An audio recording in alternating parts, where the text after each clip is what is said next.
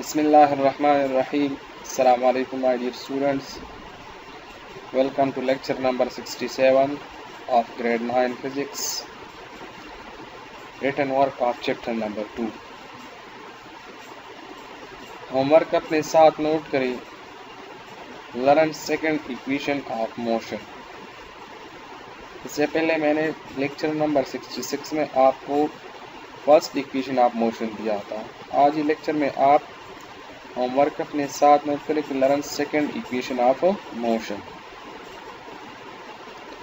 Student आपको पता है कि हमने written work of chapter number 2 start किया है और इसी ही में आज हम क्वेश्चन नंबर 15 को राइट करेंगे. रिटन वर्क का तरीका आप वही सेम फॉलो करेंगे. सही है कि आपने क्या करना है, क्वेश्चन को ब्लू मार्कर से राइट करना है. फिर जितनी भी मेन हेडिंग्स आ रही है उसको आपने भी ब्लू मार्कर से राइट करने हैं, उसको अंडरलाइन भी करने हैं.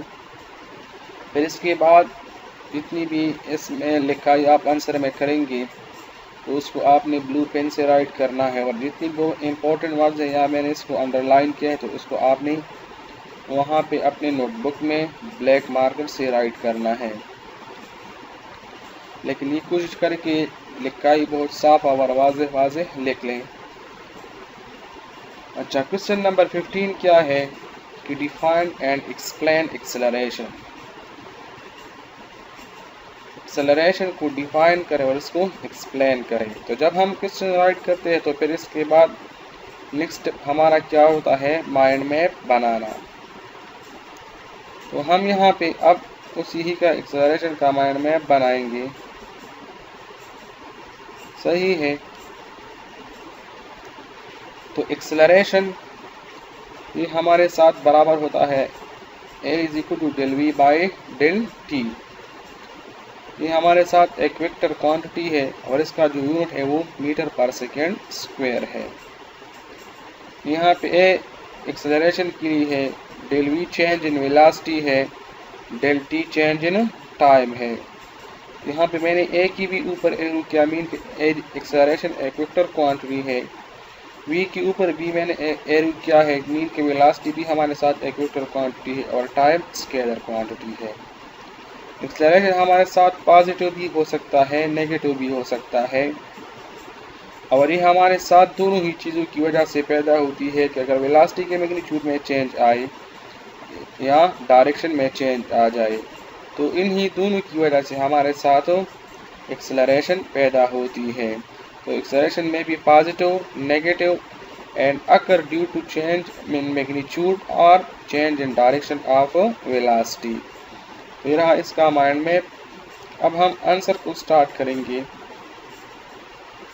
तो जब आप यहाँ आंसर और एक्सेलरेशन के जो मेन हेडिंग से आप ब्लू मार्कर से देंगे तो ये बाकी जो लिखाई है ना ये वाला, ये आपने ब्लू पेन से करना है. और इसमें जितनी भी वर्ड्स आ रहे हैं जिसको मैंने अंडरलाइन किया है तो उसको आपने अपने साथ जो नीट नोटबुक्स में आप रिटन वर्क करते हैं तो उसको ब्लैक मार्कर से हाईलाइट करना है. लेकिन ये जो हेडिंग्स नहीं है इसको आपने अंडरलाइन भी करना है जिस तरह आप लोग अपनी नीट नोटबुक्स में करते हैं. अच्छा, answer acceleration it is defined as, इसको हम इस तरह डिफाइन करते हैं कि the measure of change in velocity, जब हम वेलोसिटी में चेंज को मेजर करते हैं with the passage of time, वक्त गुजरने के साथ, इज कॉल्ड एक्सेलरेशन. तो फिर इसको हम एक्सेलरेशन कहते हैं. और the rate of change of velocity is called acceleration, या वेलोसिटी में हमारे साथ वक्त गुजरने के साथ जो चेंज आ रहा है तो उसको हम एक्सेलरेशन कहते हैं. अच्छा, एक्सप्लेनेशन की तरफ आ जाए. The change in velocity can occur in magnitude और डायरेक्शन, हमारे साथ वेलोसिटी में जो चेंज आ रहा है ये हमारे साथ मैग्नीट्यूड और डायरेक्शन और बोथ मीन की दोनों की वजह से भी आ सकता है. हमारे साथ बाज़ औक़ात इस तरह भी हो सकता है कि सिर्फ मैग्नीट्यूड में चेंज आ जाए, डायरेक्शन कांस्टेंट रहे, और सिर्फ डायरेक्शन में चेंज आ जाए, मैग्नीट्यूड जो है वो हमारे साथ सेम रहे. या बाज़ औक़ात इस तरह होता है कि दोनों ही चीज़ों में चेंज आते हैं, डायरेक्शन भी चेंज हो जाता है और आपके साथ जो मैग्नीट्यूड है इस बॉडी का जो मूविंग ऑब्जेक्ट है वो भी चेंज हो जाता है. तो मीन कि हमारे साथ जो एक्सेलरेशन है वो इन दोनों चीज़ों की चेंज की वजह से पैदा होती है, या तो वेलोसिटी में चेंज की वजह से, वेलोसिटी की मैग्नीट्यूड में चेंज की वजह से, या वेलोसिटी की डायरेक्शन की वजह से। अच्छा, अब इन्हीं दोनों बेसिस के चेंज पे हम एक्सेलरेशन को डिफाइन करते हैं कि if there is change in magnitude of velocity only. अब यहाँ पे हमारे साथ अगर सिर्फ और सिर्फ वेलोसिटी की मैग्नीट्यूड में चेंज आ रहा हो, मीन कि इसका हमारे साथ जो डायरेक्शन है वो सेम रहे, तो फिर इस तरह की एक्सेलरेशन को हम लीनियर एक्सेलरेशन कहते हैं। The acceleration is called linear acceleration. तो इसको फिर हम लीनियर एक्सेलरेशन कहते हैं। जैसा कि हमारे साथ एक स्ट्रेट लाइन मोशन होता है, तो इसमें जो कार है या जो भी मूविंग ऑब्जेक्ट है वो अपने स्पीड को स्लो डाउन करता है लेकिन डायरेक्शन उसका सेम रहे, तो इस तरह के एक्सेलरेशन को हम लीनियर एक्सेलरेशन कहते हैं। अच्छा, if there is change in direction only of velocity. अब अगर हमारे साथ इस तरह हो कि वेलोसिटी के सिर्फ डायरेक्शन में चेंज आ रहे हो, तो फिर इस तरह की सिचुएशन में हमारे साथ जो वेलोसिटी होती है तो उसको हम सेंट्रीपिटल एक्सेलरेशन कहते हैं। If there is change in direction only of velocity then the acceleration is called centripetal acceleration.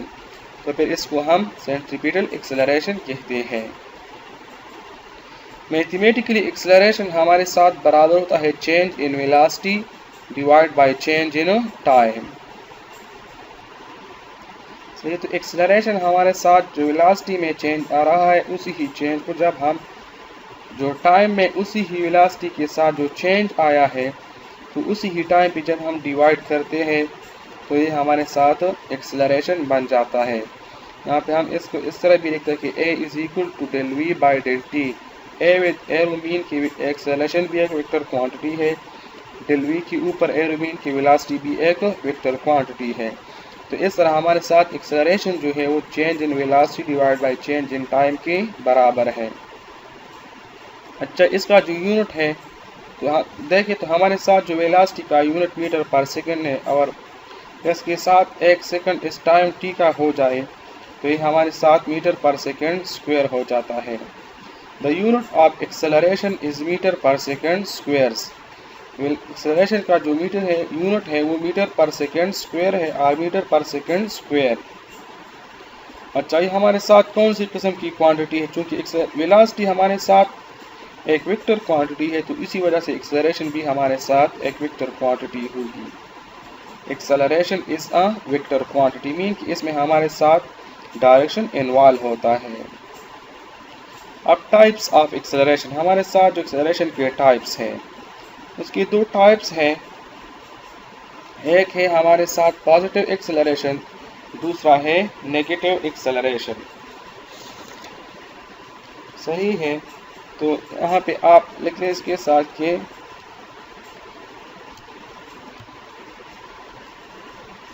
There are two types of acceleration. यहाँ पे हमारे साथ एक्सेलरेशन की दो टाइप्स है, एक को हम पॉजिटिव एक्सेलरेशन कहते हैं, दूसरे को हम नेगेटिव एक्सेलरेशन। पॉजिटिव एक्सेलरेशन क्या है हमारे साथ? It is defined as if the magnitude of velocity increases with the passage of time। अब अगर हमारे साथ वेलोसिटी की मैग्नीट्यूड जो है कि वो वक्त गुजरने के साथ साथ बढ़ता जा रहा है, मीन कि ऑब्जेक्ट जो है वो स्पीड अप हो रहा है, तो इस तरह की वेलोसिटी को फिर हम इस तरह की एक्सेलरेशन को फिर हम पॉजिटिव एक्सेलरेशन कहते हैं। Then the acceleration is positive acceleration as shown in figure. तो यहाँ पे देखिए फॉर एग्जांपल ऑब्जेक्ट ने पहले 2 मीटर पर सेकंड के साथ जो वेलोसिटी है वो जा रहा था, फिर इसके बाद इसकी जो वेलोसिटी है वो 5 मीटर पर सेकंड तक बढ़ गई, फिर इसके बाद 7 मीटर पर सेकंड तक बढ़ गई। तो मीन यहाँ पे आप देखिए कि इसकी वेलोसिटी में कंटिन्यूसली इंक्रीज आ रहा है, तो उसी ही वेलोसिटी में इंक्रीज जो with the passage of time आ रहा है, तो इससे हमें जो एक्सेलरेशन हासिल होगी इसको हम पॉजिटिव एक्सेलरेशन कहेंगे। अच्छा, दूसरी क्या है हमारे साथ नेगेटिव एक्सेलरेशन। तो नेगेटिव एक्सेलरेशन क्या है हमारे साथ, कि वो एक्सेलरेशन जिसमें हमारे साथ जो मैग्नीट्यूड ऑफ वेलोसिटी है कि वो वक्त गुजरने के साथ साथ कम हो रहा हो, तो फिर इस तरह की वेलोसिटी को हम इस तरह की एक्सेलरेशन को फिर हम नेगेटिव एक्सेलरेशन कहते हैं। It is defined as if the magnitude of velocity decreases with the passage of time. जब हमारे साथ वेलोसिटी का जो मैग्नीट्यूड है वो वक्त गुजरने के साथ साथ कम हो रहा हो, मीन कि ऑब्जेक्ट का जो स्पीड है वो स्लो डाउन हो रहा है, then the acceleration is called negative acceleration as shown in figure। यहाँ पे आप इस फिगर में देखिए कि मेरे साथ ये कार जो है या जो मूविंग बॉडी है वो इसका जो पहले 5 मीटर पर सेकंड वेलोसिटी के साथ वो जा रहा था, फर्दर इसकी जो वेलोसिटी है कि वो 3 मीटर पर सेकंड पर आ गई, फिर इसके बाद वो 2 मीटर पर सेकंड पर आ गई। तो यहाँ पे अगर आप देखें तो वेलोसिटी का मैग्नीट्यूड जो है वो हमारे साथ आहिस्ता आहिस्ता स्लो हो रहा है, तो इसके साथ हमारे साथ एक्सेलरेशन जो भी है वो भी कम होती जा रही है। तो इस तरह के एक्सेलरेशन को फिर हम नेगेटिव एक्सेलरेशन कहते हैं।